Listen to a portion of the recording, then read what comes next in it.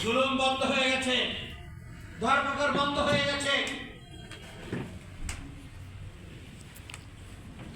লুটপাট যারা করতো তারা পালিয়ে গেছে।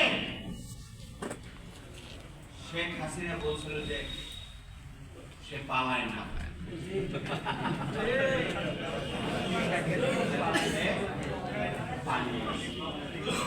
সুন্দর সুন্দর ওই যে আসে যে যাদেরকে বলা হতো পাকিস্তানি জামাত রাজাকার, পাকিস্তানের রাজাকার, তারা কেউ পাকিস্তানে যায়নি। কিন্তু আজকে যারা যাদেরকে বলা হয় ওই দেশের দালাল, তারা সেই দেশে আশ্রয় নিয়েছে।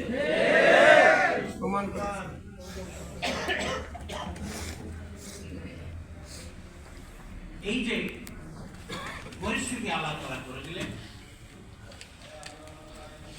এইটাকে হুদায়বিয়া সন্ধির সাথে তুলনা করা যায়। হুদায়বিয়া একটা পরিস্থিতি আপনার এমন হলো যে মক্কার 13 বছর আর মদিনার 6 বছর, হ্যাঁ 13 আর 6 19 বছর। 19 বছর পরে একটা খোলা পরিবেশ।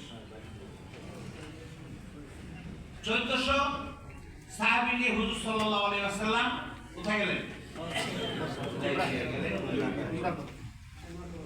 এবং এখান থেকে তিনি যখন উমরা করতে বাধা দিচ্ছিল, তারপর একটা চুক্তি হলো।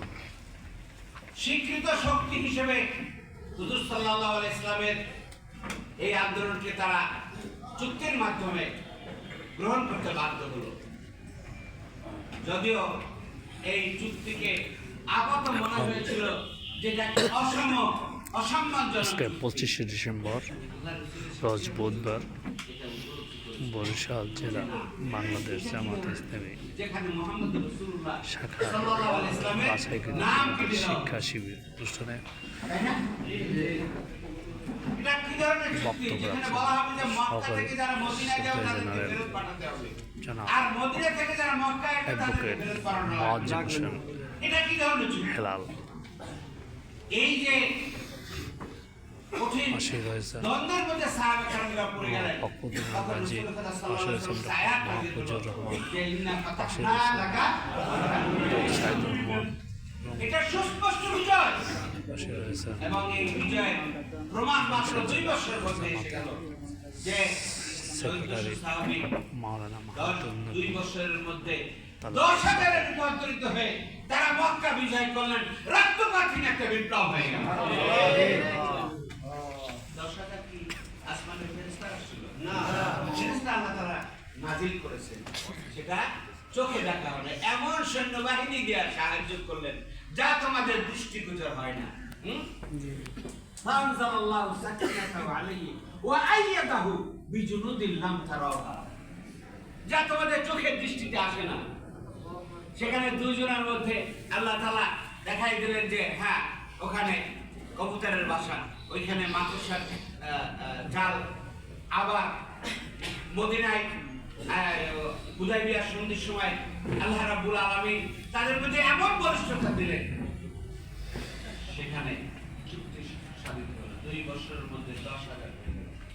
এই 10,000 যে নতুন সৈনিক আল্লাহ তাআলা আন্দোলনে যুক্ত হলো, রাসূল সাল্লাল্লাহু আলাইহি ওয়াসাল্লামের আন্দোলনে যুক্ত হলো, তাদের কাছে দাওয়াত পৌঁছে দিল।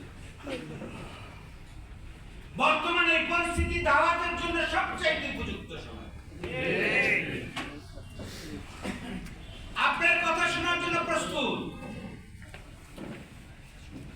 15 বছরের এই আন্দোলনে দেশের জনগণ দেখেছে যে সবচাইতে বিশ্বস্ত, সবচাইতে আদর্শবাদী, সবচাইতে নিষ্ঠাবান, পরীক্ষিত, সাহসী, ত্যাগী দল, এই দলের নেতা এবং কর্মী হচ্ছে বাংলাদেশ